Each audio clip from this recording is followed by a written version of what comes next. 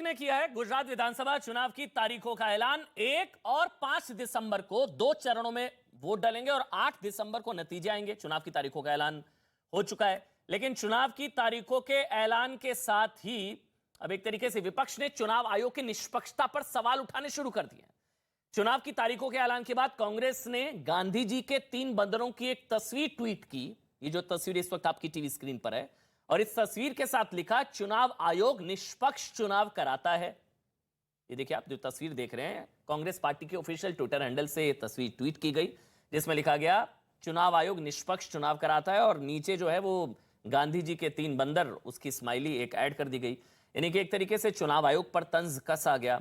इसी तरह आम आदमी पार्टी के नेता संजय सिंह ने भी एक ट्वीट किया। उन्होंने कहा कि चुनाव आयोग प्रधानमंत्री नरेंद्र मोदी के इशारों पर काम करता है। प्रधानमंत्री नरेंद्र मोदी के इशारों पर काम करता है चुनाव आयोग। उन्होंने गोपाल इटालिया की, जो इस वक्त आप देख रहे हैं, उनके ट्वीट को रिट्वीट किया और उस पर उन्होंने लिखा कि चुनाव आयोग जो है मोदी के इशारों पर काम करता है। सीधा सीधा आरोप। तो इस बीच आपको बता दें, चुनाव आयोग ने भी संभवतः पहली बार सारे आरोपों का जवाब दिया है। जी हां, चुनाव आयोग की तरफ से यह कहा गया कि ये कुछ ऐसा ही है जैसे क्रिकेट के मैदान पर जो टीम हारती है वो अंपायर को दोष देने लगती है। 1 दिसंबर पहले चरण, 5 दिसंबर दूसरे चरण का चुनाव और 8 तारीख को नतीजे। हिमाचल के चुनाव नतीजों के साथ डिबेट शुरू करेंगे। और इस वक्त आपको बता दें, मेरे साथ भारतीय जनता पार्टी से प्रेम शुक्ला, जो कि राष्ट्रीय प्रवक्ता हैं, बीजेपी से वो, और संजीव झा आम आदमी पार्टी से इस वक्त मेरे साथ लाइव जुड़ चुके हैं। डिबेट शुरू करते हैं। मोदी के इशारों पर काम करता है चुनाव आयोग। प्रेम भाई, प्रेम शुक्ला जी। अब जब कोई व्यक्ति जो है चुनाव हारने की स्थिति में होता है और पहले दिन से होता है, तो उसने यही काम करना है कि अंपायर को दोषी देना कि इस अंपायर पर ही मुझे भरोसा नहीं है, मुझे तो आयोजकों पर ही भरोसा नहीं है, मुझे तो नियमों पर ही भरोसा नहीं है, मुझे तो तंत्र पर ही भरोसा नहीं है, क्योंकि मुझे स्वयं पर ही भरोसा नहीं है, क्योंकि अपनी पार्टी पर ही भरोसा नहीं है। तो जो भरोसा गंवा चुके लोग हैं, उनका ना तो सुप्रीम कोर्ट पर भरोसा है, न संसद पर भरोसा है, न निर्वाचन आयोग पर भरोसा है। उनका भरोसा किस पर है, ये तो बताएं। सर्वोच्च न्यायालय तक को कांग्रेस के सर्वोच्च नेता श्रीमान राहुल गांधी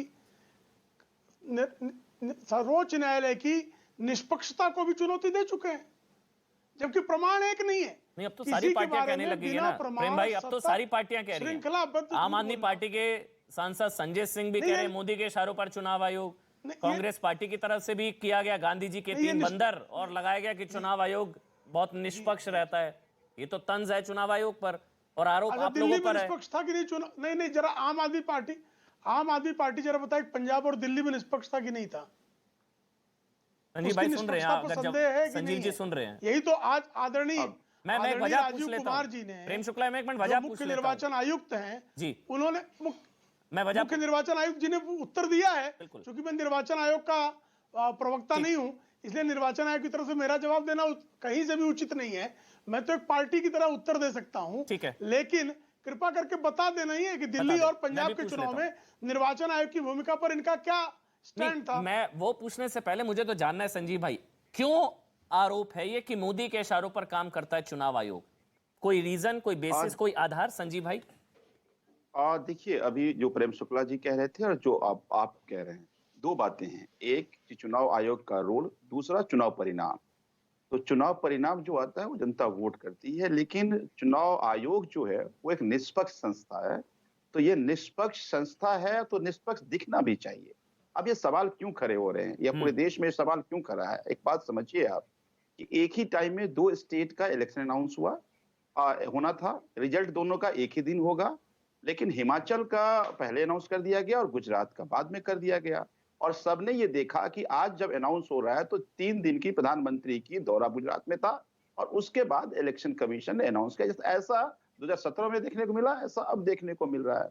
एक बात समझिए कि चुनाव आयोग का काम है चुनाव कराना, और ये जिम्मेदारी है कि किसी तरह का कोई पक्षपात ना हो। अब सारी जिम्मेदारी चुनाव आयोग पे है कि कहीं कोई गड़बड़ी हुई, कहां जाएगा लोग? चुनाव आयोग के पास जाएगा, अपनी शिकायत करेगा। अगर मेरे मन में ये भाव आ जाए, या पॉलिटिकल पार्टी के मन में ये बात आ जाए कि जो अभी से बायस दिख रहा है क्या हमारे साथ न्याय करेगा, तो फिर मुझे ये लगता है कि जनतंत्र में चुनाव आयोग की जो भूमिका है उस पर सवाल खड़े हो जाते हैं, और कहीं ना कहीं डेमोक्रेटिक जो एक इंस्ट्रूमेंट है वो कमजोर होता है। तो अभी मैं इलेक्शन कमिश्नर को पीसी में सुन रहा था, जब उनसे सवाल पूछा गया तो उन्होंने कहा कि your action speaks louder than your voice. मैं भी वही कह रहा हूं कि your action speaks louder than your voice, कि आपने जो काम किया है ये दर्शा रहा है कि आप कहीं आपके निष्पक्षता पर सवाल खड़े कर रहे हैं। अगर एक ही साथ दोनों, आप प्रधानमंत्री को अनाउंस कर रहे हैं, उनको आप पूरा स्पेस दे रहे हैं कि गुजरात जाइए, आप घोषणा कीजिए, और जब घोषणा खत्म हो जाएगा, प्रधानमंत्री का दौरा खत्म हो जाएगा, तो आप चुनाव की घोषणा करेंगे। तो इसलिए सभी पॉलिटिकल पार्टियों के मन में सवाल है कि चुनाव आयोग कितना निष्पक्ष है। लेकिन संजीव भाई, मुझे एक चीज समझाइए। शुभ्रांश भी मेरे साथ है, कांग्रेस के लीडर। शुभ्रांश, बहुत बहुत स्वागत आपका। संजीव जी, मुझे एक साथ होना था दोनों का चुनाव, ये कहां तय हुआ था? आपने बोला एक साथ होना था, अब एक साथ नहीं हो रहा, ये कहां तय हुआ था एक साथ होना था? आज तक के पूरे जो डेमोक्रेटिक हिस्ट्री है इंडिया का, आप उठा करके देख लीजिए, जब परिणाम एक ही दिन घोषणा होना है तो ये दोनों के बीच में अंतर कैसे हो जाएगा? एक बात समझिए आप, और क्यों हो रहा है, सवाल क्यों करे कर रहे ये हैं? मोदी के इशारे पर हो रहा है, आप ये कह रहे हैं? अगर पीएम के इशारे पर हो रहा है ये? बिल्कुल। अगर प्रधानमंत्री गुजरात नहीं गए होते, प्रधानमंत्री घोषणा नहीं किए होते, प्रधानमंत्री का दौरा खत्म होने के बाद चुनाव घोषणा नहीं होता, तो हो सकता है कि आप जो सवाल कर रहे हैं वाजिब सवाल होता। लेकिन ये तो दिख रहा है ना, प्रधानमंत्री का दौरा होना था 28-29 तारीख से, वो दौरा प्रधानमंत्री करके गए हैं, प्रधानमंत्री सारे घोषणा करके गए हैं, प्रधानमंत्री सारी पॉलिटिकल पार्टी को गाली देके गए हैं, बहुत सारी उन्होंने अनाउंस किया है, उसका प्रधानमंत्री जब वापस आए चुनाव आयोग ने घोषणा कर दिया। तो कैसे सवाल खड़े ना हो आम जन के? सवाल खड़े करिए सर। होता ये है, चुनाव आयोग को अभी क्लीन चिट मिली थी संभवतः पंजाब में, फिर दिल्ली में, अब फिर जो है इज्जत दांव पर है चुनाव आयोग की। होता ही है। नहीं सर, मैं समझ गया, चुनाव आयोग परिणाम एक बात है, लेकिन चुनाव की इज्जत बार बार दांव पर लग जाती है। जीत जाते हैं तो क्लीन चिट मिल जाती है। खड़े हो रहे हैं ना। मैं, आप बताइए प्रेम शुक्ला जी, देखिए वो कह रहे हैं कि एक साथ चुनाव हो सकते थे, क्यों नहीं हुए जब नतीजा एक साथ है? वो इनका सवाल है। मैं उसका हाँ, दीजिए। उनका प्रश्न अच्छा है, हालांकि इसका उत्तर श्रीमान राजीव कुमार जी ने आज अपने पत्रकार सम्मेलन में दे दिया है। मैं ये जानना चाहता हूं जी, आदरणीय नरेंद्र मोदी जी तो पिछले कई वर्षों से कह रहे हैं वन नेशन वन इलेक्शन करा लो, लोकसभा के, विधानसभा के, नगर पालिका के सारे तीनों आप जो है बैलेट इकट्ठे रखवा लो, इकट्ठे चुनाव करा लो। उससे भाग कौन रहा था? अब चुनाव आयोग कैसे चुनाव कराएगा? शेड्यूल तो चुनाव आयोग अपने संवैधानिक अधिकारों और संवैधानिक दायित्वों के तहत करेगा। अगर अभी तो आने वाले दिनों में त्रिपुरा के भी चुनाव है, कर्नाटक के भी चुनाव है, तो आप ये क्यों नहीं कहते कि सारे चुनाव जो है 3-5 साल के एक जगह क्लब कर लिया जाए? लोकसभा का चुनाव, विधानसभा का चुनाव, स्थानीय निकाय के चुनाव करा दीजिए। 5 साल जो चुनाव का पर्व आप खेलते हैं ये बंद हो जाए तो मोदी जी बेसिक यही बात कर रहे हैं, लेकिन तब आप चुप्पी साध जाएंगे। अब निर्वाचन आयोग अगर कोई प्रक्रिया कर रहा है, संविधान सम्मत कर रहा है, आपको अगर लगता है कि निर्वाचन आयोग गलत कर रहा है तो आपके पास मार्ग है ना, सर्वोच्च न्यायालय है, आपके पास और वैधानिक मार्ग है। वो नहीं करेंगे, आरोप लगाओ, पत्थर मारो और निकल लो, और किसी भी जो संवैधानिक संस्थान है उसको संदिग्ध सिद्ध कर दो। क्यों? क्योंकि आप चुनाव हार रहे हैं, आप जीत नहीं सकते, तो जो चुनाव करा रहा है उसकी ईमानदारी, निष्पक्षता पर संदेह पैदा कर दो। मतलब ये हार जीतने वाले को श्रेय न मिले। सुभ्रांश, दो चीजें हैं। एक कहा जाता है, संजीव भाई, मैं कांग्रेस के लीडर है सुभ्रांश में। सुभ्रांश भाई, दो चीजें हैं जो प्रेम शुक्ला कह रहे हैं कि हार के बहाने अभी से ढूंढ रहे हैं। जैसे पता होता ना कि हम एग्जाम में फेल होने वाले हैं, तैयारी पूरी नहीं है, तो हम सवाल उठा देते हैं, फिर कहते हैं देखो मैंने तो पहले ही कहा था। क्या ये है, या वाकई आपको लगता है कि कुछ जो है इशू है कांग्रेस पार्टी की तरफ से? तो 3 बंदर, गांधी जी के 3 बंदर, और लिख दिया गया कि चुनाव आयोग कितना निष्पक्ष है। सुभ्रांश, आपका टेक। अमन जी, मैं ना कुछ देर से कुछ पढ़ने की कोशिश कर रहा था, तो मुझे 3 बड़ी सरप्राइज वाली बातें दिखी। अच्छा। पहला ये है कि चुनाव आयोग के इतिहास में मैंने आज पहली बार, ये पहला इंसिडेंस है जो मैं देख रहा हूं कि चुनाव आयोग का प्रेस कॉन्फ्रेंस 14 तारीख को होता है और आचार संहिता 17 तारीख को लगता है। पता नहीं अगर और कोई पुराना रिकॉर्ड हो तो आप बताइएगा, क्योंकि आपके पास रिसर्च टीम बड़ी है, मेरे पास तो छोटी ही है। नंबर 1, मैं नहीं मानता, मैं मानता हूं चुनाव आयोग एक स्वायत्त संस्था, उसने अच्छा ही किया होगा, लेकिन कुछ सवाल हैं जो हिंदुस्तान के मन में है। नंबर 1। नंबर 2, बिल्कुल आप सही कह रहे हैं, जब 2 राज्यों का चुनाव साथ होना है, दोनों का रिजल्ट किस दिन आएगा ये आपने पहले डिक्लेयर कर दिया, लेकिन आप इंतजार कर रहे थे शायद कि घटनाएं घटें, आप शायद इंतजार कर रहे थे कि आपकी अकाउंटेबिलिटी कम हो, आप शायद इंतजार कर रहे थे कि बड़े सारे रेड कारपेट डालकर मुझे फीता पत्थर काटना है, उसके बाद मुझे आदेश होगा तो मैं ये बात कहने जाऊंगा कि जी चुनाव अब शुरू होगा। लेकिन ये इंपॉर्टेंट नहीं है अमन जी, इंपॉर्टेंट इससे थोड़ा बड़ा है। मैं थोड़ा शुक्ला जी की बात को जवाब देना चाहता हूं। सर, आप राष्ट्रीय पार्टी के राष्ट्रीय प्रवक्ता हैं, आपके बोले हुए शब्दों में आपकी थोड़ी जिम्मेदारी ज्यादा होनी चाहिए। कम से कम आप बातों को लाग लपेट करके तो मत कहिए। नरेंद्र मोदी जी ने ऐसा कब कहा था कि 1 नेशन 1 इलेक्शन, एक सिगूफा चलाया था। सर, 19 राज्यों में आपकी सरकार है, सारे सरकारों को भंग करिए और चुनाव करा लीजिए। आपके पास सर्वोच्च संस्था आपके पास है, लोकसभा राज्यसभा में बहुमत, और आप किसका इंतजार कर रहे हैं? सर, जब आपने आधी रात को भी, एक मिनट शुक्ला जी, मैं अपनी पूरी बात कर रहा हूं। पूरा करने, सही निर्वाचन आयोग आधी रात को जब पूरा हो जाए। सुब्रांश बोलिए, पूरा हो जाए, सही बात है। हाँ, पूरा बोलिए, फिर मैं सवाल पूछूंगा। बोलिए। आधी रात को जब विपक्ष के सांसदों को आप पार्लियामेंट से बाहर निकालकर अपने बिल पास करा सकते हैं, तो सर 1 इलेक्शन 1 नेशन की पॉलिसी भी पार्लियामेंट से पास होनी है, करा लीजिए। किसने मना किया है? अच्छा, ठीक। सर, एक सिगूफा नरेंद्र मोदी जी ने छोड़ा था क्योंकि उनको पता था कि मेरी खरीद बेच की सरकार है। अगर 1 नेशन 1 इलेक्शन चल रहा होता तो आज आपकी कर्नाटक में सरकार नहीं होती। 1 नेशन 1 इलेक्शन चल रहा होता तो मध्य प्रदेश में आपकी सरकार नहीं होती। 1 नेशन 1 इलेक्शन चल रहा होता तो नॉर्थ ईस्ट के राज्यों में आपकी सरकार नहीं होती। 1 नेशन 1 इलेक्शन चल रहा होता तो महाराष्ट्र में आपकी सरकार नहीं होती। सर, ठीक है सुब्रांश, अब मैंने नहीं टोका। सवाल ये नहीं है, मान लिया कि सुब्रांश, तो यानी कि एक चीज अच्छी है। सवाल है कि जो करेगा, यानी कि आप 1 नेशन 1 इलेक्शन के साथ है, कांग्रेस पार्टी 1 नेशन 1 इलेक्शन के साथ, ठीक? सर, मैं तो स्वागत करता हूं। अभी प्रधानमंत्री जी, अमन जी, 1 नेशन 1 इलेक्शन के साथ है, हाँ या ना? देखते हैं। अभी आप आह्वान करिए, सुनिए ना सुब्रांश, एक मिनट ना, नहीं रुकिए ना, एक करके आह्वान करिए। देखिए, सैद्धांतिक रूप से एक काम करते हैं ना, मुझे बहुत अच्छी लग रही है डिबेट। एक मिनट सर, सैद्धांतिक रूप से बीजेपी और प्रधानमंत्री नरेंद्र मोदी ने कहा है 1 नेशन 1 इलेक्शन, क्या सैद्धांतिक रूप से कांग्रेस पार्टी इस आइडिया को सपोर्ट करती है 1 नेशन 1 इलेक्शन, हाँ या ना? सर देखिए, 1 लाइन, एक लाइन बात समझिए। हाँ या ना करना है, लाइन मत बोलिए। बचता है और हाँ या ना करना है, लाइन मत बोलिए। मैं ना फिजिक्स का स्टूडेंट, नहीं सुनिए तो सही, मैं कोई फिजिक्स का स्टूडेंट तो हूं नहीं कि हाँ ना एक जवाब में आंसर। अरे भाई, अभी तो आप सपोर्ट कर रहे थे, इतनी जल्दी बैकआउट हो गए आप तो। सर, अभी तो सपोर्ट अभी भी, अरे मैं क्या कह रहा हूँ, सुन तो लीजिए। अरे अमन जी, सुनिए ना भाई प्लीज, मैं बोल लूं अपनी पूरी बात। मैं अभी भी सपोर्ट कर रहा हूं। मेरे कहने का मतलब यह है कि जब आप पिछले 8 सालों से विपक्ष को पार्लियामेंट से बाहर निकाल कर 1 नेशन 1 इलेक्शन करा रहे हो, तो आप 1 नेशन 1 इलेक्शन का करिए ना सपोर्ट भाई। करती है। बस एक किसने मना किया है? कांग्रेस पार्टी 1 नेशन 1 इलेक्शन का सपोर्ट करती है, बोल दीजिए। किसने मना किया है? सुब्रांश भाई, आज आप सुनिए, आज सुब्रांश ऐसे नहीं, रुकिए ना, देखिए ना, एक मिनट रुकिए ना सुब्रांश एक मिनट। सैद्धांतिक रूप से बीजेपी इसके पक्ष में, प्रधानमंत्री नरेंद्र मोदी ने भी कहा कि बहुत समय बर्बाद, पैसे की बर्बादी होता है, ठीक है। चुनाव आयोग पर बार-बार सवाल उठते हैं, अभी चुनाव आयोग पर होता है, चुनाव से पहले, चुनाव के बाद ईवीएम पर सवाल, अभी आपको लोग ईवीएम पर भी उठाएंगे। और इतिहास की बात करेंगे तो सुब्रांश, हमेशा आप लोकतंत्र का इतिहास उठाकर देख लीजिए, हमेशा हारने वाली पार्टी सवाल उठाती है, हमेशा। मतलब जिसने भी सवाल उठाए वो हमेशा चुनाव के बाद हारा है, तो ये भी बहुत बड़ा इत्तेफाक है। एक भी बता दीजिए, हारने वाली पार्टी सवाल उठाती है चुनाव आयोग पर और ईवीएम पर। चुनाव के बाद जो हारती है फिर देखते हैं उसने सवाल उठाया था, कभी हुआ नहीं। नंबर 1, अगर हुआ, अगर उल्टा हुआ तो फिर उसने चुनाव रिकॉल नहीं किया। बट मेरा सवाल है सुब्रांश, 1 नेशन 1 इलेक्शन क्या कांग्रेस पार्टी सपोर्ट करती है, हाँ या ना?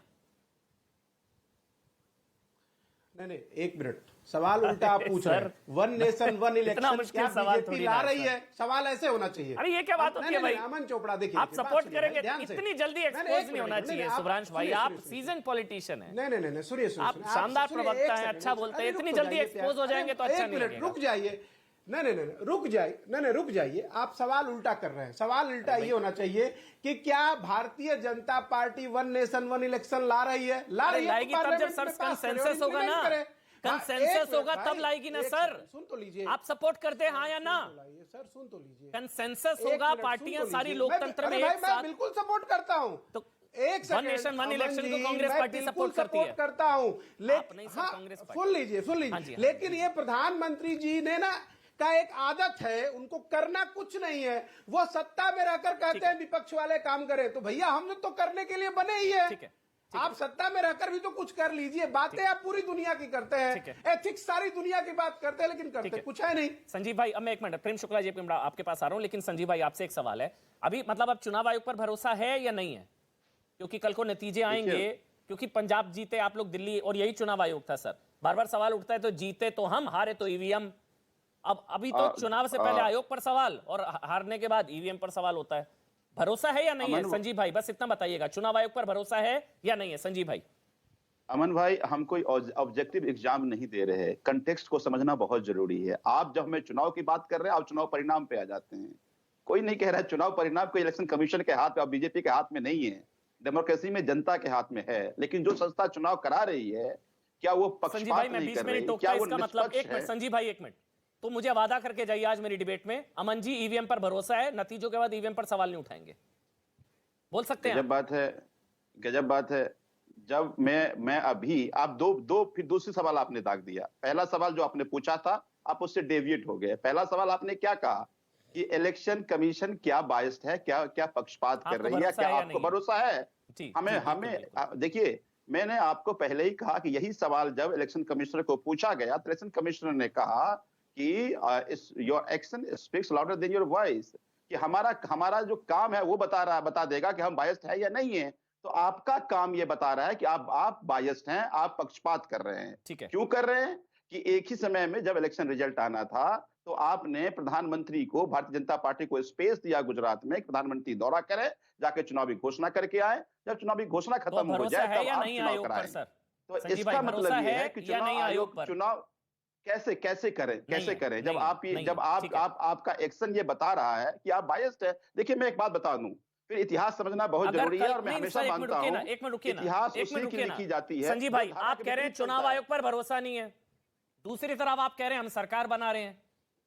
अगर भरोसा नहीं है तो आपकी सरकार नहीं बन रही ना, मतलब आयोग तो मोदी के साथ मिला हुआ है। सर समझिए ना एक चीज, एक मिनट, अगर चुनाव आयोग मोदी के साथ मिला होता तो आपकी पंजाब में सरकार बनती? सर ईमानदारी से सोच के बताइएगा, नहीं बनती ना? तो मुझे जवाब देने अगर चुनाव आयोग मोदी के साथ मिला हुआ है तो आप क्या बना पाएंगे सरकार, या आपकी सरकार बनती पंजाब में? अमन जी, आप बहुत सीनियर जर्नलिस्ट हैं। मैं बार बार कह रहा हूं, डेमोक्रेसी में ये केवल अधिकार जनता के पास है। ये इलेक्शन कमीशन, प्रधानमंत्री, कोई पार्टी नहीं जिता हरा सकती। जब जनता साथ खड़ी होती है, इतिहास लिखी जाती है, वो दिल्ली में लिखी गई, पंजाब में भी लिखी गई। आप साजिशें कर सकते हैं, आप बायस्ड हो सकते हैं, आप किसी के साथ खड़े हो सकते हैं। चुनाव आयोग कोई वोट करके जिता देगी, हरा देगी क्या? चुनाव आयोग पक्षपात कर सकती है। पक्षपात करके आप हमें, हो सकता है कुछ जगह जो आपको एक्शन लेना चाहिए तो आप नहीं लेंगे। आप साजिशों का हिस्सा बन के रह जाएंगे। जिता हरा नहीं सकते आप। मैं बार बार कह रहा हूं आपको कि हम गुजरात इसलिए, पंजाब इसलिए जीते क्योंकि पंजाब की जनता हमारे साथ करी थी।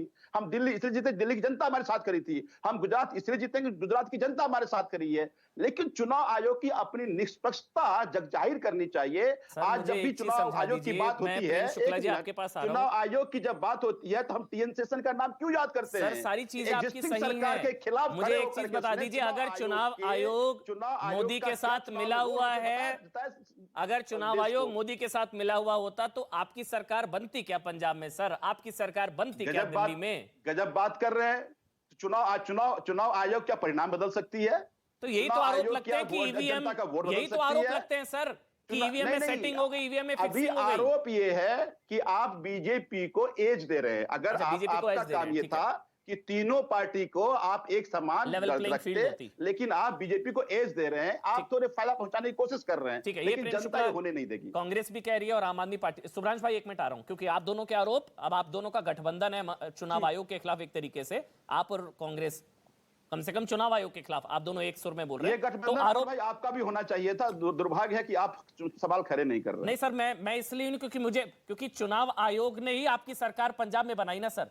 इसी चुनाव आयोग ने आपकी दिल्ली में बनाई। इसी चुनाव आयोग क्या बात करते हैं? डेमोक्रेटिक सेटअप में आप इतना भी नहीं जानते कि अधिकार जनता के पास है, चुनाव आयोग के पास नहीं है। तो नहीं है तो कैसे परिणाम बदल देगी? तो फिर आयोग एज दे सकती है। तो फिर आयोग कैसे मिला हुआ है सर? हो सकती है। अच्छा ठीक, मैं समझता हूं। चुनाव आयोग रिजल्ट कैसे बता देगी? अमन भाई क्या बात कर रहे हैं? यानी कि बहुत अच्छी बात है ये। कल को हारेंगे तो ईवीएम पर सवाल नहीं उठाएंगे, इसका मतलब ये अच्छी चीज है। ये कम से कम आपका स्टैंड है, कल को हार गए तो ईवीएम पर सवाल नहीं उठाएंगे, सिर्फ चुनाव आयोग एज दे रहा है। ठीक है, एक मिनट सुब्रांश भाई, आप दोनों का जो सवाल है वो प्रेम शुक्ला को जवाब देना चाहिए मेरे ख्याल से। प्रेम शुक्ला, दोनों का ये कहना है कि आप, सवाल था उसका मैं थोड़ा एक मिनट आ रहा हूं। प्रेम शुक्ला, आपसे सवाल ये है, चुनाव आयोग बीजेपी को एज दे रहा है, मदद कर रहा है, लेवल प्लेइंग फील्ड होनी चाहिए, वो लेवल प्लेइंग फील्ड नहीं है, आपको एज और मदद कर रहा है चुनाव आयोग। प्रेम शुक्ला, देखिए, कोई संसद पर आरोप लगाएगा तो उसका उत्तर तो संसद देगा, सर्वोच्च न्यायालय पर कोई आरोप लगाएगा उसका उत्तर सर्वोच्च न्यायालय देगा, निर्वाचन आयोग पर कोई आरोप लगाएगा उसका आरोप निर्वाचन आयोग देगा। लेकिन भारतीय जनता पार्टी का जो स्टैंड बहुत लंबे समय से है कि वन नेशन वन इलेक्शन, हमने जो है वन नेशन वन टैक्स भी जब कहा था तब भी ये सब आम आदमी पार्टी, कांग्रेस विरोधी कर रही थी। हमने one nation one ration card जब कहा था तब भी ये विरोधी कर रहे थे। लेकिन ये संभव हुआ तो निर्वाचन आयोग के पास आप कृपा करके आइए और कहिए ना, आम आदमी पार्टी भी कहे, कांग्रेस भी कहे कि आइए हम वन नेशन वन इलेक्शन कर लेते हैं, एक बार में ही चुनाव कर लें। सारी नियमावलियां सब मिलकर ही बनाते हैं। कोई भारतीय जनता पार्टी निर्वाचन आयोग की नियमावली नहीं बनाती। जब निर्वाचन आयोग का पूरा निर्वाचन के कानून नहीं लागू थे तब 1977 का चुनाव हुआ था। प्रेम शुक्ला जी, जनादेश दिया था वही हुआ। मैंने एग्जांपल दिया, जब एग्जाम की तैयारी पूरी ना और फेल होने वाला होता है छात्र, पता होता है उसको, तो वो सवाल उठाने लग जाता है, फिर फेल हो जाता है तो कहते हैं देखो मैंने तो पहले ही कहा था। इसमें एक और चीज होती है जो संजीव जी कह रहे हैं, एग्जामिनर, रुकिए ना प्रेम शुक्ला, जो संजीव जी कह रहे हैं एग्जामिनर एक छात्र की मदद भी करता है, वो एग्जामिनर कभी कभी ना एक छात्र की मदद भी करता है, फिर रिजल्ट जो है उसके पक्ष में चला जाता है। तो एग्जामिनर जो है चुनाव आयोग, वो छात्र आप है और आपकी मदद कर रहा है, वो आपको एज मिल रही है। सवाल वही है लेकिन आपकी मदद हो रही है। यही है ना संजीव भाई, यही आरोप है ना आपका? जवाब दीजिए आप प्रेम शुक्ला। एग्जामिनर मदद कर रहा है आपकी। नहीं, अब सुन लीजिए, एग्जामिनर के अगेंस्ट अगर कोई कंप्लेंट है तो उसको सुनने के लिए फोरम है, तो आप सप्रमाण उस फोरम पे क्यों नहीं जा रहे हैं? क्या कारण है कि आप जो है जनता में आरोप लगाते हैं, मीडिया में आरोप लगाते हैं, लेकिन जिस निर्वाचन आयोग को आप पक्षपाती होने का आरोप लगा रहे हैं, जो पक्षपाती होना उसके लिए अपराध है संविधान की दृष्टि से, तो आप उसके इस अपराध के लिए जो फोरम है वो सुप्रीम कोर्ट है या पार्लियामेंट के फोरम पर भी चर्चा के लिए सप्रमाण आज तक कब आप क्यों नहीं आए? ईवीएम तक पर चुनाव आयोग ने चैलेंज किया, आइए जरा। आपके सौरभ शर्मा जो है, सौरभ भारद्वाज जी जो है, सौरभ भारद्वाज दिखा रहे थे ना मॉडल, आके क्यों नहीं उन्होंने हैक किया? ये तो निर्वाचन आयोग ने सबकी निगरानी में किया है ना, मेरे ख्याल से ना। लेकिन आप बारंबार निर्वाचन आयोग, सुप्रीम कोर्ट, संसद, सबकी प्रतिमा पर जो है कालिक फेंको और कहो कि अब मुझे वोट दे दो।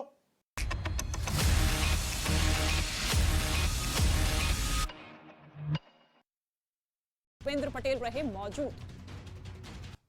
आम आदमी पार्टी आज गुजरात में अपने सीएम पद के उम्मीदवार का ऐलान करेगी। दोपहर को अहमदाबाद पहुंचेंगे अरविंद केजरीवाल, लोगों से सीएम पद के लिए मांगी थी राय। हिमाचल प्रदेश के चुनावी दंगल में उतरे यूपी के मुख्यमंत्री योगी आदित्यनाथ, कांगड़ा में रैली को संबोधित किया। राजस्थान के मुख्यमंत्री अशोक गहलोत की बढ़ी मुश्किलें, दो मंत्री प्रताप खाचरियावास और महेश जोशी के बीच जुबानी जंग तेज हुई। एक ने दूसरे पर गहलोत की गुलामी का आरोप लगाया। मध्य प्रदेश के बैतूल में बेकाबू बस और ट्रक में टक्कर हुई, हादसे में 11 लोगों की मौत हुई, एक आदमी को अस्पताल में कराया गया भर्ती। मध्य प्रदेश के सीहोर में डिवाइडर से टकराने के बाद कंटेनर में लगी भीषण आग, गांव वालों ने कड़ी मशक्कत के बाद चालक को बाहर निकाला, दमकल कर्मियों ने आग पर काबू पाया। जम्मू कश्मीर के पुंछ में जमीन धंसने से एक मकान पर गिरा मलबा, मलबे में दबने से 2 महिलाओं की मौत हुई, एक आदमी का अस्पताल में चल रहा है इलाज। लखनऊ में गले में फंदा डालकर एक लड़का पेड़ पर चढ़ गया, करीब 2 घंटे की मशक्कत के बाद पुलिस ने नीचे उतारा, मुख्यमंत्री से मिलवाने की कर रहा था जिद। मध्य प्रदेश के शिवपुरी में विधायक पर जूनियर डॉक्टर ने लगाए मारपीट के आरोप, विधायक के ड्राइवर ने डॉक्टर को मारा था थप्पड़, विधायक पर एफआईआर पर अड़े डॉक्टर। लखनऊ में 5 लड़कों पर पैथोलॉजी सेंटर में घुसकर मारपीट का आरोप है, वीडियो वायरल होने के बाद पुलिस ने 2 आरोपियों को हिरासत में लिया, लूट की मशीन बरामद की गई। मध्य प्रदेश के गुना में मशीनरी स्कूल में जमकर बवाल हुआ, स्कूल टीचर पर बच्चे को फर्श पर बिठाने का आरोप है, भारत माता की जय बोलने पर बच्चे को सजा देने का आरोप। राजस्थान के जयपुर में एक स्कूल में हुआ जोरदार हंगामा, एक टीचर के तबादले के बाद हंगामा करते नजर आए लोग। मध्य प्रदेश के ग्वालियर में नगर निगम में बैठक के दौरान हुआ जमकर हंगामा, सदन में सड़क, पानी, बिजली और सीवर लाइन जैसे मुद्दों पर पार्षदों में हुई जुबानी जंग। यूपी के गाजियाबाद में कार मालिक ने पुलिस के सामने ट्रक ड्राइवर से की गाली गलौज, लोहे की रॉड से ट्रक का शीशा तोड़ा, वीडियो वायरल होने पर हुई कार्रवाई। बिहार के सीवान में पुरानी रंजिश में लोगों ने एक दूसरे पर फेंके पत्थर, एक पक्ष ने दूसरे पक्ष के 7 लोगों पर फायरिंग करने का आरोप लगाया। छत्तीसगढ़ के रायगढ़ में सड़क किनारे पर अवैध निर्माण पर प्रशासन ने की बड़ी कार्रवाई, बुलडोजर चलाकर हटाया गया अवैध कब्जा। पश्चिम बंगाल के कूच बिहार में केंद्रीय गृह राज्य मंत्री निशित प्रमाणिक के काफिले पर हमला हुआ। बीजेपी ने तृणमूल पार्टी पर आरोप लगाया। जम्मू कश्मीर के अनंतनाग में आतंकवादियों ने 2 मजदूरों पर किया हमला। घायल मजदूरों को अस्पताल में भर्ती करवाया गया। गाजियाबाद में पुलिस और बदमाशों के बीच मुठभेड़ हुई। पुलिस की जवाबी कार्रवाई में एक बदमाश को लगी गोली, लूटी गई स्कूटी और अवैध असलाहा बरामद। यूपी के मथुरा में पुलिस और बदमाशों के बीच हुई मुठभेड़। एक बदमाश गिरफ्तार जबकि उसके 4 साथी मौके से फरार हुए। बदमाश पर आर्म्स एक्ट समेत 4 केस दर्ज हैं। यूपी के मथुरा में पुलिस और पशु तस्करों के बीच मुठभेड़। गोली लगने से एक पशु तस्कर घायल हुआ। पुलिस ने आरोपी के पास से अवैध तमंचा और बिना नंबर की मोटरसाइकिल बरामद कर ली है। कर्नाटक के दावणगेरे में तुंगा नहर से बीजेपी विधायक एमपी रेणुकाचार्य के भतीजे का शव बरामद हुआ है। मुख्यमंत्री बसवराज बोम्मई ने जांच के आदेश दिए। यूपी के बरेली में किला नदी पर बने पुल का सर्वे किया गया। गुजरात के मोरबी में हुए हादसे के बाद सीएम योगी आदित्यनाथ ने सभी पुल के सर्वेक्षण का आदेश दिया था। दिल्ली की स्पेशल सेल ने अंतर्राष्ट्रीय ड्रग्स सिंडिकेट के 3 सदस्यों को गिरफ्तार किया है। तस्करों से 17 करोड़ रुपए के ड्रग्स जब्त किए गए। 7 सालों से दिल्ली एनसीआर में ड्रग्स सप्लाई कर रहे थे। यूपी के संभल में नकली दवाई के कारोबार का पर्दाफाश हुआ है। 40 लाख की नकली दवाई और कच्चा माल बरामद किया गया। 2 आरोपी को हिरासत में लेकर पूछताछ कर रही है पुलिस की टीम। राजस्थान के चूरू में नशे के खिलाफ एक्शन। पुलिस फायरिंग रेंज में ड्रग्स को जलाकर नष्ट किया गया। एनडीपीएस की कार्रवाई में जब्त किए गए थे भारी मात्रा में डोडा, पोस्त और गांजा। मुंबई के सर जेजे अस्पताल में ब्रिटिश कालीन सुरंग मिलने से हड़कंप मच गया है। यह सुरंग करीब 130 साल पुरानी बताई जा रही है, जिसे अंग्रेजों ने बनवाया था। जेजे अस्पताल से जुड़े लोगों ने इसकी जानकारी एएसआई को दी है। सुरंग कहां खत्म हो रही है, इसका पता लगाया जा रहा है। मध्य प्रदेश के उमरिया में चलाया गया स्वच्छता अभियान। जिलाधिकारी गंदी नालियों को साफ करते हुए नजर आए। इलाके के लोग भी इस अभियान में शामिल हुए। राजस्थान के कोटा में एक दुकान में लगी भीषण आग। लाखों का सामान जलकर राख हुआ। शॉर्ट सर्किट की वजह से आग लगने की आशंका। प्रयागराज के नैनी इलाके में दुकान में लगी भीषण आग। लाखों का कपड़ा जलकर राख हुआ। शॉर्ट सर्किट की वजह से आग लगने की आशंका। चेन्नई में बेमौसम बरसात ने बढ़ाई टेंशन। शहर के कई इलाकों में भारी बारिश के बाद जलभराव हुआ। स्कूल और कॉलेज को आज बंद करने का ऐलान। आंध्र प्रदेश के अनकापल्ली में तेंदुए ने बछड़े पर हमला किया। वन विभाग के कर्मचारी तेंदुए को रेस्क्यू करने में जुटे हैं। इमरान खान पर हमले के बाद पाकिस्तान में पीटीआई कार्यकर्ताओं ने शुरू किया इस्लामाबाद से लेकर पेशावर तक सड़क पर जाम। सरकार के खिलाफ जमकर नारेबाजी की। इमरान खान पर जानलेवा हमला मामले में एक आरोपी गिरफ्तार किया गया। पाकिस्तान के वजीराबाद में मार्च के दौरान हुआ था हमला। इमरान खान के पैर में लगी गोली। रैली में मौजूद 14 लोग जख्मी हुए। पाकिस्तान के पूर्व प्रधानमंत्री इमरान खान की लाहौर के शौकत अस्पताल में चल रहा है इलाज। डॉक्टर्स के मुताबिक इमरान खान खतरे से बाहर हैं। इजराइल में बेंजामिन नेतन्याहू की जीत के बाद गाजा की ओर से इजराइल पर दागे गए रॉकेट। इजराइल की सेना ने दावा किया।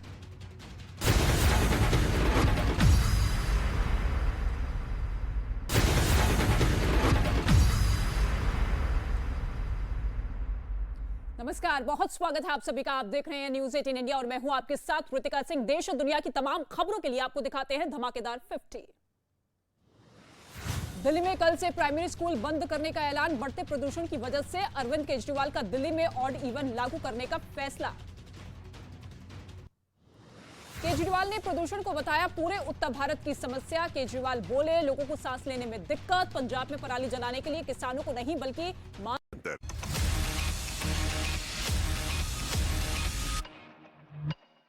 ब्रांच डिबेट ये है कि एक समय आएगा कि यहाँ सारी अब चुनाव आयोग को क्लीन चिट मिल जाएगी। कोई एक टाइम आएगा, मतलब लगेगा कि भैया या तो आम आदमी पार्टी गुजरात जीत जाएगी तो शायद मिल जाएगी, या आपका तो पता ही नहीं, खैर कांग्रेस का तो है। अगर कल को कोई और स्टेट में कुछ होता है तो आप जीते तब मिलेगी क्या क्लीन चिट? क्योंकि जीतते हैं, मतलब वो जीते तो हम, हारे तो ईवीएम। ये तो पता नहीं कब से सुनते आ रहे हैं सर हम। सुब्रांश ठीक है, कोई बात नहीं। अब अमन जी मेरी आपसे गुजारिश है, बीच में काटिएगा मत, क्योंकि प्रेम शुक्ला जी ने कुछ पॉइंट उठाए, मुझे लगता है कि जवाब देना चाहिए। बिल्कुल बोलिए। पहली इंपॉर्टेंट बात है शुक्ला जी की राष्ट्रीय पार्टी के राष्ट्रीय प्रवक्ताओं को ना बातें गोल गोल करके झूठ देश के सामने नहीं बोलना चाहिए। One nation one tax Congress लाई थी, उस जीएसटी का सबसे पहला विरोध करने वाले व्यक्ति का नाम नरेंद्र मोदी था। और वन नेशन वन जीएसटी के अंदर तेल आज तक भारतीय जनता पार्टी की सरकार नहीं ला पाई।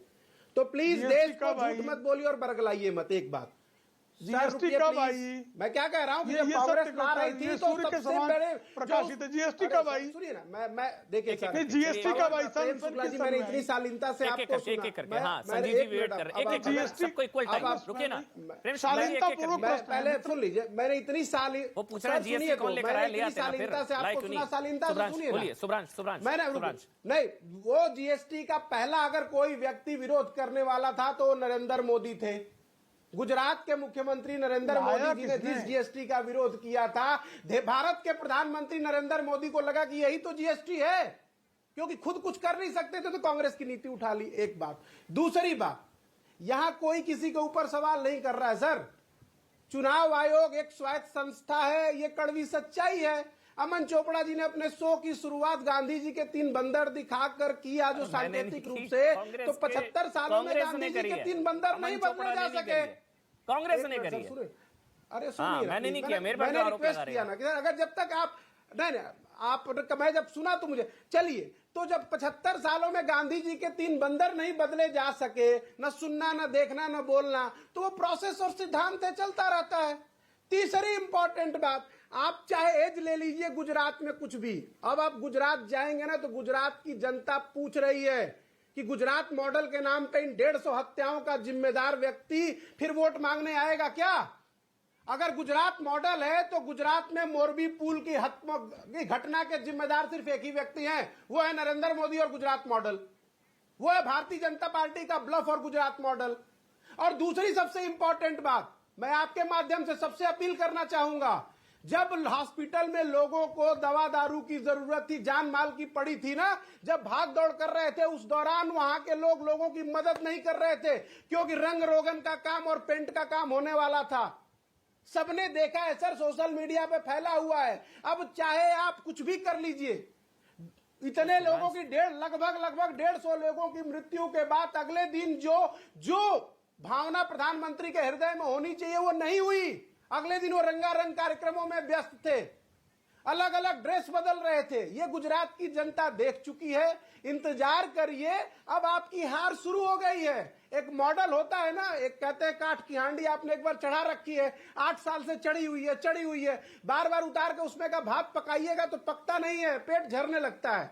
तो इंतजार करिए, चुनाव आयोग पे क्या चर्चा करना, जब हो गया सो हो गया, जो उसका काम था चुनाव आयोग ने किया। अब तो जनता जनार्दन की बारी है, जनता जनार्दन जिसको अपना मत देगी वो दोबारा फिर सत्ता में चुन कर आएगा। बात खत्म। आप कहते जरूर हो करने का, कर इंप्लीमेंट करिए। एक चीज अच्छी है, आपने बोला ये जाएंगे तो इनसे सवाल होगा, कोई जाएगा तो सवाल जवाब होगा, कोई जाएगा ही नहीं तो फिर उसका क्या करे कांग्रेस पार्टी? आप तो जा ही नहीं रहे हैं, वॉकओवर दे दिया आम आदमी पार्टी को और बीजेपी को। ये ऐसा आप तो जा ही नहीं रहे हैं। ऐसा है ना, देखिए अमन जी, अगर सुनिए, अगर आप आंख बंद कर लोगे तो गुजरात थोड़े खत्म हो जाएगा। आपको क्या पता कि वहाँ कौन जा रहा है कौन नहीं जा रहा है? पता नहीं, मतलब क्या राहुल जी गए हैं? बात कही बार-बार, प्रियंका जी गई, चर्चा होती है, कांग्रेस कहाँ है, राहुल गांधी कहाँ है, गुजरात में कहाँ? आपकी भारत जोड़ो यात्रा तक नहीं जा रही गुजरात, कहाँ? अच्छा सर, मुझे नहीं पता, बताइए ना प्लीज। मैंने देखा नड्डा जी, प्रधानमंत्री नरेंद्र मोदी, अमित शाह सब गए, अरविंद केजरीवाल हर दूसरे दिन वहां जा रहे हैं, वो ग्राउंड पर लड़ रहे हैं, अरविंद केजरीवाल वहां पर हैं, राघव चड्ढा सारे वहां पर हैं। आपका कौन, मुझे बताइए ना सर, प्लीज बताइए ना कौन गया? कोई पैदल चलने का, आप सुन तो लीजिए भाई, रियलिस्टिक बात, आपके पास कोई पैदल चलने का ऐसा फॉर्मूला है कि कन्याकुमारी से चलकर आप गुजरात पहुंच जाएंगे 1.5 महीने में? ऐसा कौन सा फॉर्मूला था? तो भारत जोड़ो यात्रा से गुजरात को माइनस कर कोई दिया। नेता चल के दिखा वो आप बताएंगे? एक मिनट बताओ, वो आप बताएंगे कि हम क्या करें? नहीं सर, आप ही तय करेंगे गुजरात से क्या प्रॉब्लम, हमारी यात्रा कैसे चल रही हो हमें मालूम है। यानी कि गुजरात में नहीं है ना, क्या चाह रही हो गुजरात की जनता बता रही है, गुजरात में नहीं है ना, वो आप मत बताइए, आपका काम नहीं है। आप देखिए, आपका तो मैं सवाल तो पूछूंगा भाई। आम आदमी पार्टी, अरविंद केजरीवाल वहां पर हर दूसरे दिन, प्रधानमंत्री नरेंद्र मोदी, अमित शाह, जेपी नड्डा, बीजेपी पूरी ताकत लगा रही, आम आदमी पार्टी ताकत लगा रही, बीजेपी वर्सेस आप है, कांग्रेस कहाँ है? कहाँ है कांग्रेस? भारत जोड़ो यात्रा गुजरात गायब। सुन तो लीजिए, राहुल गांधी कहाँ गए? प्रियंका जी कब गई? सही करें, पॉइंट टेकन। अब सुनिए, पॉइंट टेकन। अरे सुनिए, बिल्कुल आपने सत्य कहा। अब इसका आंसर सुनिए। विज्ञापन का ऐसा दौर आया है ना कि अच्छा। विज्ञापन जीवी दो ही सरकारें हैं, चाहे वो नरेंद्र मोदी हो चाहे केजरीवाल हो। विज्ञापन आपकी मजबूरी है, जिसलिए आप बार बार चर्चा कर रहे सर हो। प्रोडक्ट क्षेत्र बिकने के लायक लोगों होता है से तभी तो पूछिए, विज्ञापन गुजरात होता के है। लोगों आपका तो से विज्ञापन पूछिए, ही नहीं आ वो रहा। आपको क्या मान रहे हैं आपका सुन तो प्रोडक्ट लीजिए, बिकने लायक ही वो नहीं है? आपको बताएंगे सर प्रोडक्ट बिकने लायक होता तब वो विज्ञापन आता है आपको ना। बताएंगे, वो आपका सुन तो लीजिए, विज्ञापन वो ही नहीं है, आपको क्या प्रोडक्ट बताएंगे बिकने लायक कि भी नहीं है वहाँ सर? कांग्रेस कहाँ है, इंतजार करिए। जी, जी। भाई साहब अगर विधायक खरीद के लोगों को डरा के धमका के पिछले 5 सालों में इतने विधायक आपने जोड़ने के बावजूद इलेक्शन सर, कमीशन विधायक की डेट होंगे तो आगे आपके बढ़ा खरीदे के जाएंगे फिर ना, से जाके विधायक फीता बनाइए तो पत्थर सही पोस्टर गुजरात में। काटे। संजीव ये भाई। दिख रहा है नरेंद्र मोदी जी और बीजेपी का डर, आपके बचाने से अब नहीं बचेगा। नहीं सर, बीजेपी की विदाई निश्चित है, वो हिमाचल में भी हो रही है और गुजरात में भी हो रही है। सर कांग्रेस के बचने की चिंता करिए, मेरे बचने ना बचने से खैर क्या फर्क पड़ रहा है। बहरहाल मैं तो डिबेट कर रहा हूं, मैं तो समझना चाह रहा हूं क्योंकि कांग्रेस पार्टी ग्राउंड पर नहीं है ना। आप संजीव भाई बोलेंगे, संजीव भाई बोलेंगे, बहुत देर से वेट कर रहे हैं। माध्यम हो। जी, मैं इसीलिए जा रहा था। संजीव भाई मैं आपके पास आ रहा हूं। नंबर 2 की लड़ाई लड़ी जा रही है और अगर चुनाव आयोग पर भरोसा नहीं है और चुनाव आयोग मोदी जी के साथ मिला हुआ है तो फिर सरकार कैसे बन रही है? 2 सवाल है। नंबर 2 की लड़ाई लड़ी जा रही है, बार बार ये कहा जा रहा है नंबर 2 की लड़ाई। बोलिए संजीव भाई। प्रेम शुक्ला जी ने ही आपको 1977 का उदाहरण दिया, जब यह माना जाता था कि सारी संस्था पर कांग्रेस का, इंदिरा जी का कंट्रोल है। तब 1977 में जनता पार्टी को लोगों ने जिताया था। मैं बार बार एक चीज समझाने की कोशिश कर रहे हैं, फिर आप सवाल क्यों कर रहे हैं मुझे समझ नहीं आ रहा कि ये अधिकार केवल जनता के पास है। Election commission level playing field खत्म करके एज दे सकती है, जनता का परिणाम नहीं बदल सकती, जनता का वोट नहीं बदल सकती। एक बात। तो फिर एज देने का क्या फायदा होगा? दूसरी बात नहीं, वो तो देखिए मैं कहता हूं कि चूंकि वो स्वायत्त निकाय है, उनको नहीं एज देना चाहिए, पर वो दे रहे हैं तो उन पे सवाल कर रहे हो रहे हैं। फायदा होगा। देखिए आज भी जब चुनाव आयोग की बात होती है तो लोग संजीव भाई एक मिनट, क्यों याद मैंने करता आपका है? सवाल लिया, एग्जामिनर बच्चे की मदद कर रहा है, एग्जामिनर बिल्कुल बच्चे की मदद कर रहा है, बच्चे की मदद होगी। बिल्कुल देखिए मैं क्या कह रहा हूं कि आप बीजेपी की मदद होगी प्रधानमंत्री जाकर के कवर फायर दे रही है, कांग्रेस कवर फायर दे रही है। आपको देखा है सुब्रांश शाह कांग्रेस कवर फायर देने, नालायक है, इसकी नालायक कांग्रेस कवर फायर देने नकली वाली है, स्कूल नहीं गया है। जी इस बार एग्जामिनर भी और आप गुजरात नहीं जा रहे हैं, वो स्कूल नहीं गया और आप गुजरात नहीं जा रहे हैं। नालायक कौन? चलिए आप बोलिए संजीव भाई। संजीव जी अच्छी बात है, संजीव एग्जामिनर इस बार अरे सुब्रांश जी, आम आदमी पार्टी को कांग्रेस के कवर फायर की जरूरत नहीं है। मुझे ये लगता है जी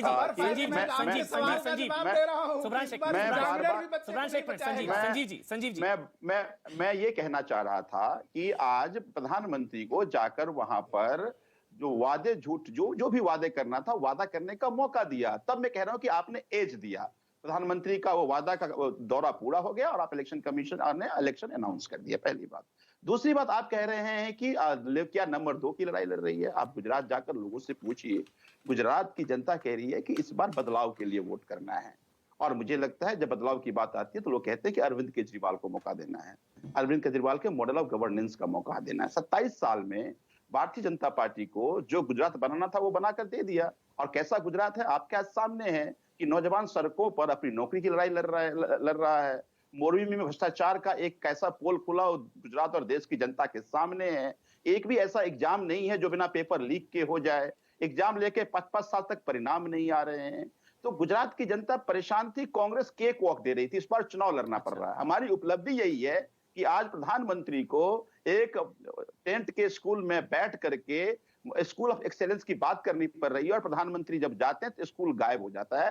27 साल के बाद ही सही कम से कम स्कूल की बात करें, अस्पताल की बात करें, इतने पे तो हमने मजबूर कर दिया है। अब गुजरात के लोगों को पता है कि अच्छे स्कूल आम आदमी पार्टी बनाकर दे सकती है, अच्छे हॉस्पिटल आम आदमी पार्टी दे सकती है। देखिए एक तरफ बीजेपी कांग्रेस अरविंद केजरीवाल जी को गाली दे रहे हैं और अरविंद जी जाकर गुजरात की जनता को गारंटी कार्ड दे रहे हैं। अरविंद केजरीवाल मैं किसी को हराने नहीं आया, मैं गुजरात को जिताने आया हूं। वो रोजगार की गारंटी दे रहे हैं, वो बिजली की गारंटी दे रहे हैं, वो शिक्षा की गारंटी दे रहे हैं, वो स्वास्थ्य गारंटी दे रहे हैं, वो किसानों की गारंटी दे रहे हैं, भ्रष्टाचार व्यवस्था की गारंटी दे रहे हैं, जिससे गुजरात बनेगा, जिससे गुजरात अच्छा होगा। शिक्षा, स्वास्थ्य, रोजगार कुछ नहीं था। ये 27 साल से कौन जिता रहा था इनको? कोई दूसरे ग्रह से आ रहे थे?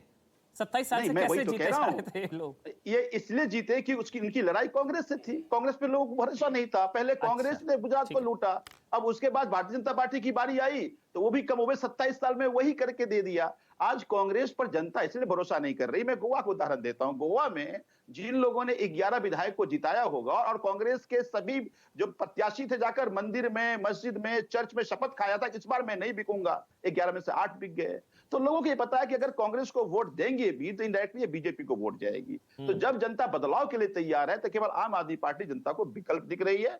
मैं आपको फिर से कहता हूं, जो दिल्ली में हुआ, जो पंजाब में हुआ, गुजरात में कांग्रेस आपको के चक्कर में बीजेपी जीत रही थी 27 साल से। प्रेम शुक्ला जी, आपने कुछ नहीं किया, बुरा हाल है गुजरात का। देखिए, और कांग्रेस के चक्कर में कांग्रेस वॉकओवर देती रहती थी आपको, कांग्रेस के चक्कर में बीजेपी जीत रही थी। जी, इस बार है स्ट्रांग ऑपोजिशन आम आदमी पार्टी। बोलिए आप शुक्ला जी।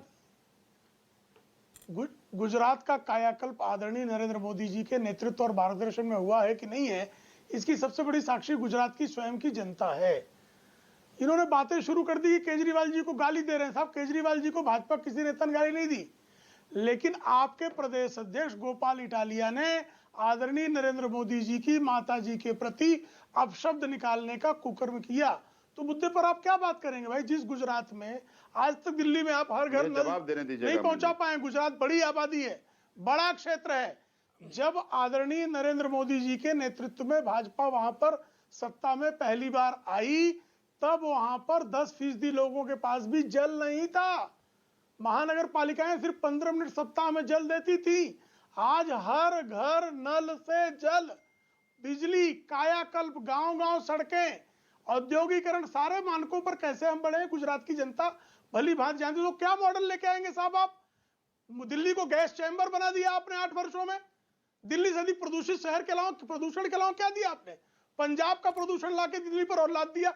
बड़ी योजनाएं बताते थे कैसे प्रदूषण खत्म करना, मौका आया 3 गुना प्रदूषण बढ़ गया।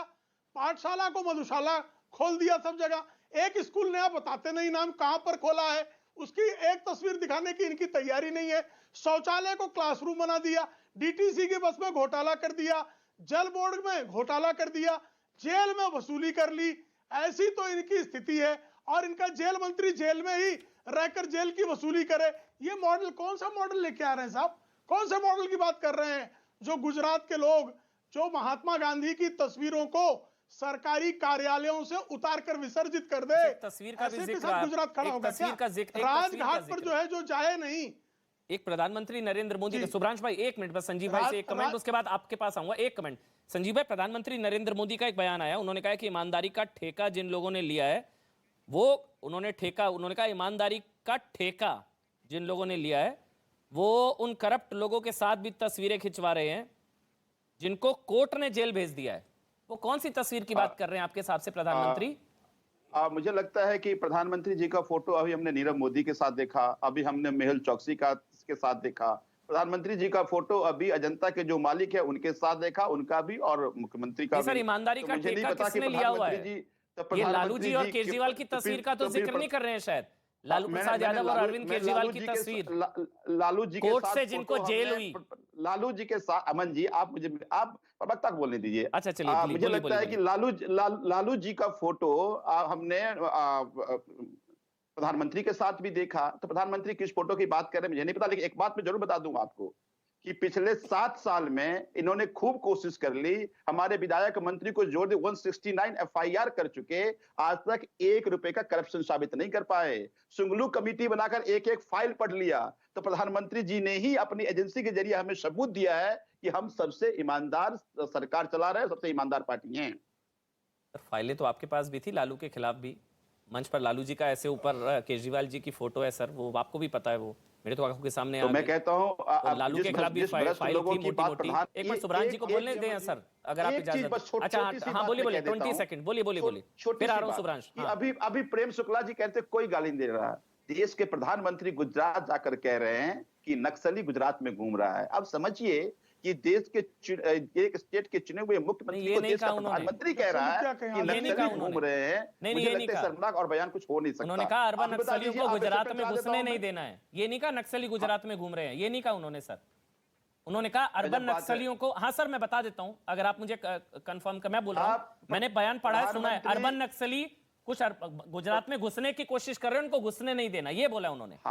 नक्सली गुजरात में घूम रहे हैं ये तो नहीं बोला था उन्होंने।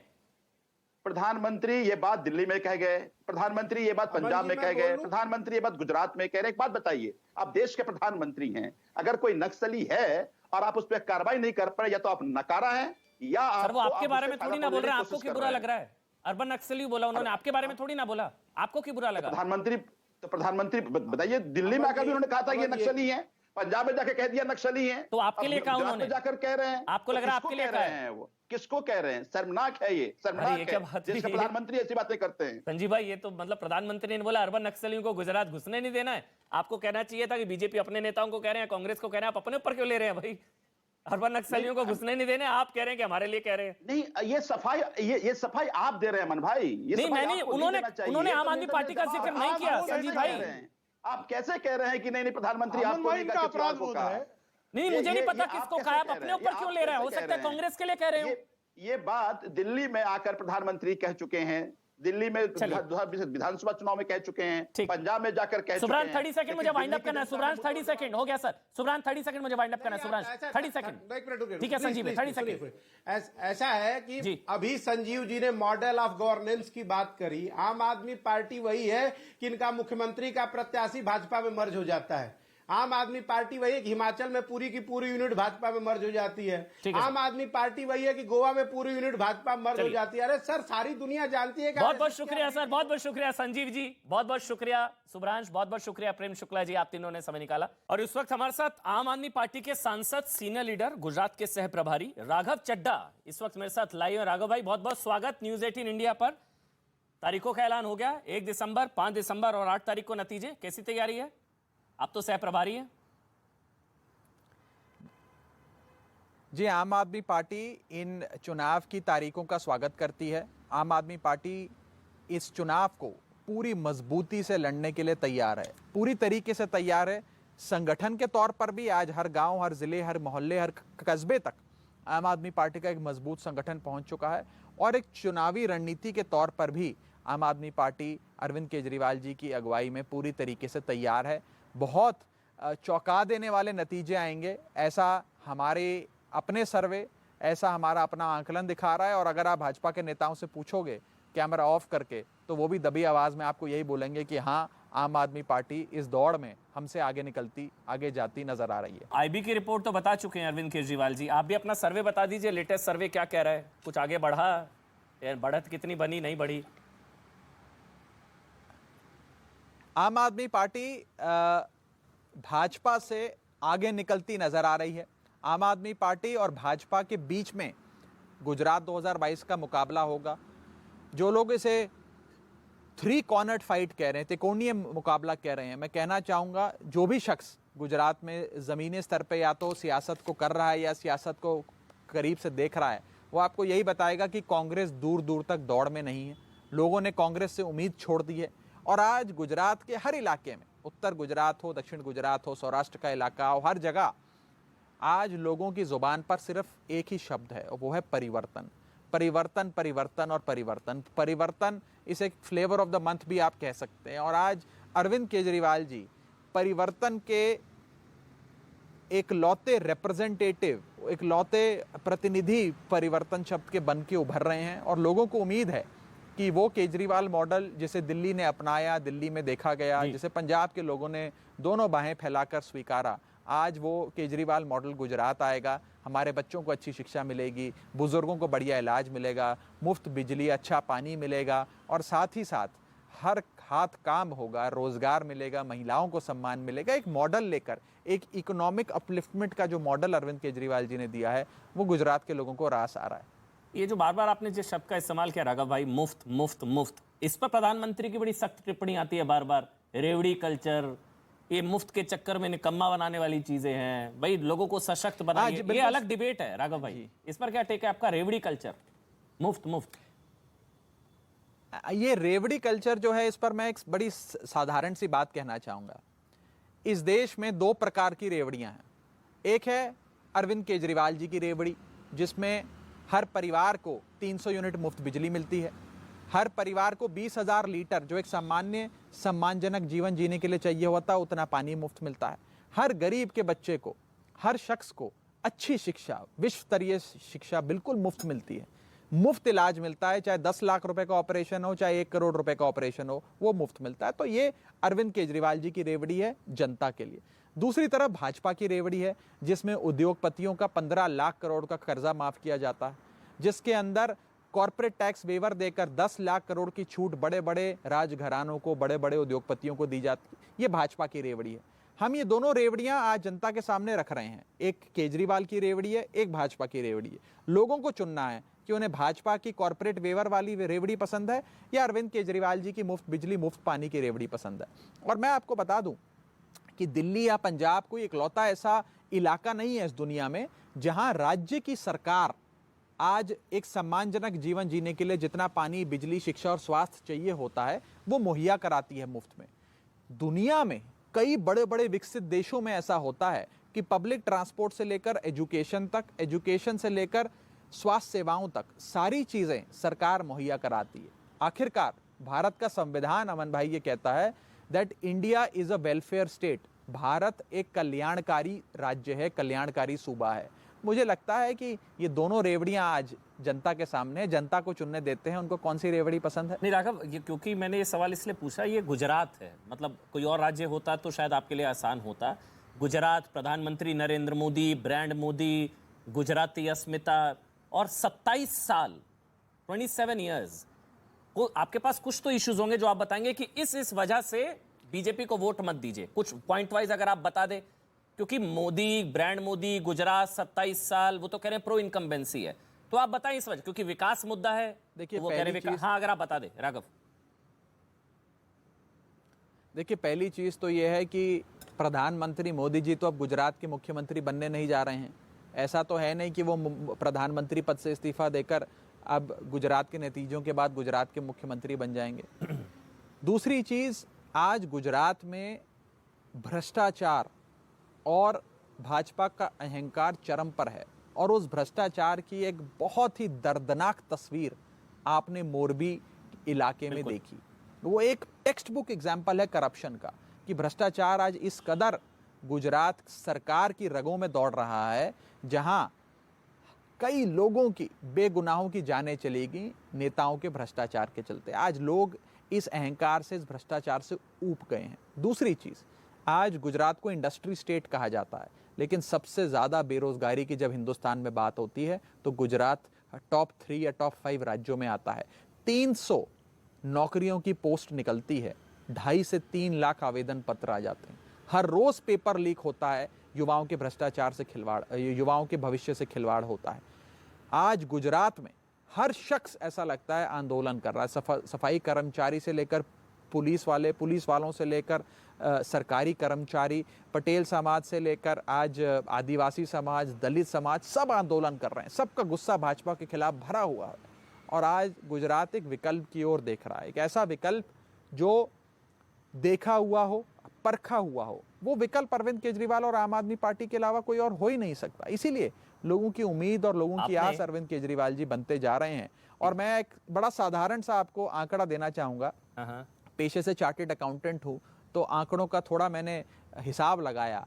अगर अरविंद केजरीवाल जी को वोट देती है गुजरात की जनता और आम आदमी पार्टी की 8 दिसंबर 2022 को गुजरात में सरकार बनती है, जो कि बनने जा रही है, तो हमारी केजरीवाल की बिजली गारंटी से लेकर, शिक्षा गारंटी से लेकर, स्वास्थ्य गारंटी तक, आप सारे आंकड़े जोड़ लीजिए, एक साधारण गुजराती परिवार को हर महीने 27,000 रुपए की बचत होगी। 27,000 रुपए की बचत, मुफ्त शिक्षा से लेकर मुफ्त पानी, बिजली तक। 27,000 रुपए हर गुजरात के परिवार की जेब में आएगा। एक तरफ हमारे 27,000 रुपए हर परिवार के लिए हैं, और दूसरी तरफ भाजपा के हजारों करोड़ के पैकेज ठेकेदारों के लिए। अब ये जनता चुनेगी कि ठेकेदारों के पैकेज चाहिए, ये 27,000 रुपए की आर्थिक सहायता अरविंद केजरीवाल जी की ओर से चाहिए। राघव भाई, तुम मुझे वोट दो, मैं तुम्हें 27,000 दूंगा। बहरहाल मैं सवाल लेता हूं। अगला, आपने एक शब्द का इस्तेमाल किया, आपने बोला भ्रष्टाचार जो आरोप है।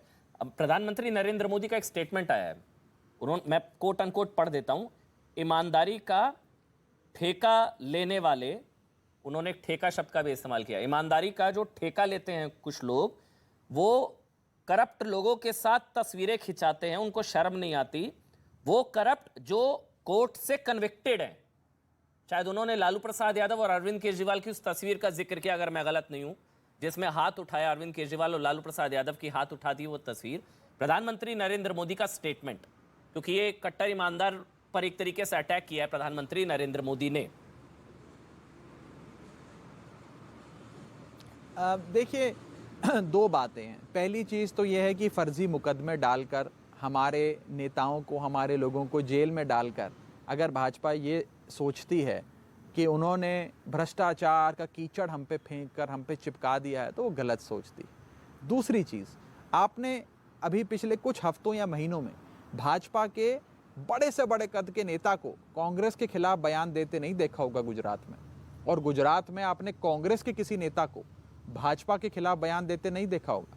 ये दोनों परंपरागत स्थापित पार्टियां मिलकर सिर्फ आम आदमी पार्टी को और अरविंद केजरीवाल जी को गाली देती हैं। अगर अरविंद केजरीवाल जी इतनी बड़ी चुनौती ना होते, इनकी नींदें नहीं उड़ा दी होती, तो आज ये हमारे बारे में बात भी नहीं कर रहे होते। नहीं, लेकिन कहीं ना कहीं राघव भाई, जो जन समर्थन आम आदमी पार्टी को मिल रहा है, उसके चलते ही ये बयानबाजी हो रही है। नहीं राघव भाई, वो ठीक है, वो आरोप प्रत्यारोप आपको क्या लगता है किस तस्वीर का जिक्र कर रहे हैं? प्रधानमंत्री नरेंद्र मोदी अगर देश के कह रहे हैं कि ईमानदारी का जिन लोगों ने ठेका लिया है, वो उन करप्ट लोगों के साथ जिनको कोर्ट ने कन्विक्ट किया है, जेल से सजा पाई है, उनके साथ तस्वीर खिंचाते हैं हाथ ऊपर करके, और उनको शर्म नहीं आती, ये बोला है प्रधानमंत्री ने। मुझे नहीं पता प्रधानमंत्री जी कौन सी पार्टी, जी मुझे नहीं पता प्रधानमंत्री जी कौन सी पार्टी की और कौन से नेता की बात कर रहे हैं, लेकिन मैं ये जरूर कह सकता हूं कि इन बयानों से गुजरात के एक साधारण गुजराती का जीवन बेहतर नहीं होगा। इससे उनकी जिंदगी में कोई आसानी या कोई बेहतर चीज आप नहीं उन्हें प्रदान कर रहे हैं। अगर अरविंद केजरीवाल जी को और आम आदमी पार्टी को गाली देने से देश की समस्याएं का समाधान होता है, तो जी भर के भाजपा के लोग हमें गालियां दें, हमें कोई एतराज नहीं है। वो हमें गालियां देंगे, लेकिन हम जनता को एक मॉडल देंगे जिसमें बिजली मिलेगी, अच्छा शिक्षा मिलेगी, अच्छा स्वास्थ्य मिलेगा, लोगों को रोजगार मिलेगा, महिलाओं को सम्मान मिलेगा। हम अपना मॉडल लेकर लोगों के बीच जा रहे हैं। अब अगर गालियां ही देनी है तो वो तो भाजपा के लोग हमें देते ही आए हैं, अब हमें आदत पड़ गई है उनकी गाली। अच्छा, एक और गाली पड़ती है राघव भाई, बी टीम वाली, वो बता दीजिए किसकी बी टीम है? बीजेपी कहती है, कांग्रेस की, कांग्रेस कहती है बीजेपी की।